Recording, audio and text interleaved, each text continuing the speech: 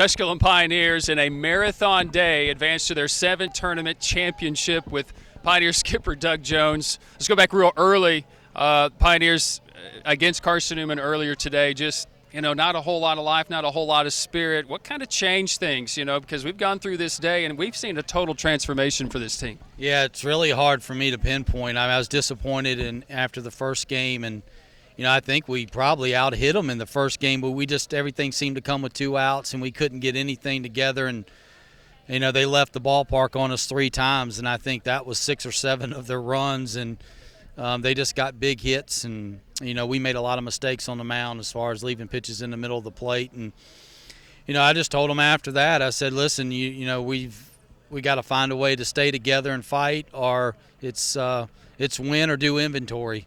And you got to decide what you want to do. But it's really nothing I said.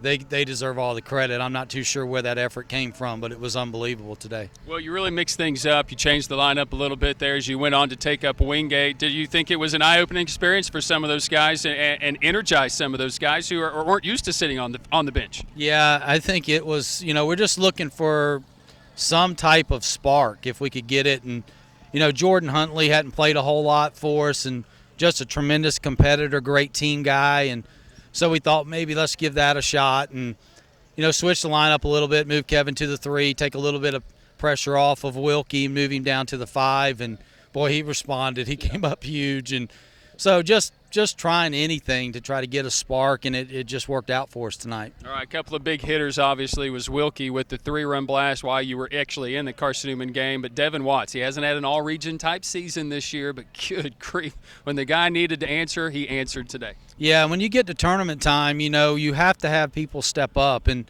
I tip my hat to Carson-Newman. Those kids, man, they compete and they play hard, and they've been playing great baseball. And, Devin hadn't had a great year for us. And he stepped up and gave us a performance we needed, and that was big. And we finally won our first extra inning game. Yeah. It's hard to imagine that we were 0 for 6 in extra inning games. And so I think that was a confidence boost and going into this elimination game against Carson-Newman. All right, let's talk about Carson-Newman a little bit, because McKinley Berry on the hill, he didn't have bad stuff. He just couldn't really command the strike zone today. Gave up some hits, gave up some some hit batters and some walks.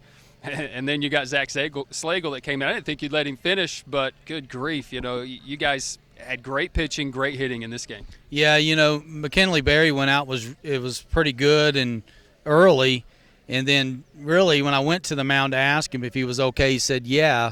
But then I think he was having some arm issues and felt something that not good. And but he went out there and competed. I know he's disappointed because this is a game he really wanted to pitch in and do something. But, then Zach Slagle comes in, and I've never been more proud of a kid than him, because I've been pretty hard on him over the last couple of years to get tough and make pitches when you have to. And, he came off the field in the 6th and said, I've got one more.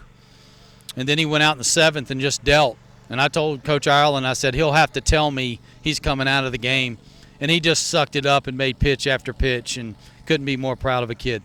All right, Creighton Wilkie came through. Here's a guy that you probably were on him a little bit too because of his plate appearance, your control, your command, your approach. I hear a lot of those words come from you, and I know that those are probably words that you had for him. Comes up with the 3-run homer and really energized the bench with the grand slam against the Eagles. Yeah, and he struggled. He struggled in the first game and was very disappointed.